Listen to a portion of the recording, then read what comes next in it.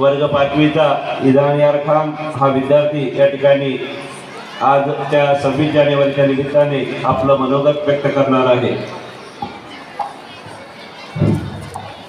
नमस्कार, माझं नाव पठाण इझान यार खान इम्रान यार खान आहे।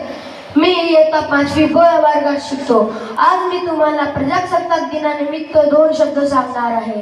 चले जाओ करा किंवा मरा असे म्हणणारे महात्मा गांधी, तुम मुझे खून दो मैं तुम्हें आजादी दूंगा असे म्हणणारे सुभाष चंद्र बोस, जय जवान जय किसान असा नारा देणारे लाल बहादूर शास्त्री, आराम हराम है असे म्हणणारे पंडित जवाहरलाल नेहरू, शिका संघटित व्हावं संघर्ष करा असा जगाला मूलमंत्र देणारे डॉक्टर बाबासाहेब आंबेडकर, जय जवान जय किसान असा नारा देणारे लाल बहादूर शास्त्री, तसेच शेरे मैसूर टिपू सुलतान, हिंदवी स्वराज्याचे स्वप्न साकार करणारे छत्रपती शिवाजी महाराज, मेरी झांसी नहीं दूंगी असे म्हणणारे लक्ष्मीबाई, सावित्रीबाई फुले अशा थोर व्यक्तींना मी अभिवादन करून माझ्या भाषणास सुरुवात करतो।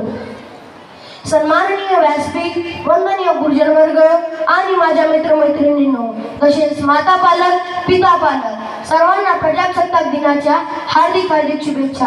15 ऑगस्ट 1947 रोजी आपल्या भारत मातेला शूर देशभक्तांनी इंग्रजांच्या गुलामगिरीतून मुक्त करून दिले, तरी आपल्या देशाचा राज्यकारभार चालवण्यासाठी आपल्याकडे राज्यघटना नव्हती।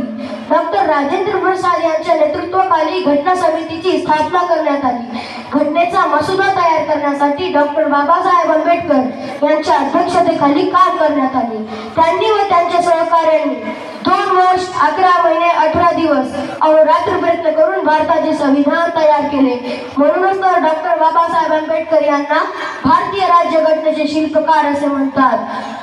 आज दिल्लीच्या लाल किल्ल्यावर मोठ्या अभिमानाने तिरंगा ध्वज फडकवला जातो। आपण अशी प्रतिज्ञा करूया की जगातील एक चांगला देश बनवण्याची आपण प्रतिज्ञा करूया।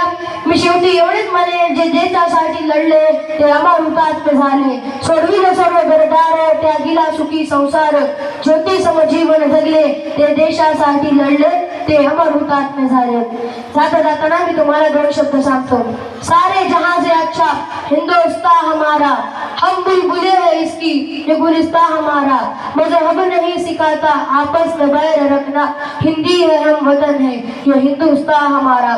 मला इथं बोलण्याची संधी दिली व आपण ऐकून घेतले त्याबद्दल मनपूर्वक आभार। जय हिंद जय भारत, धन्यवाद।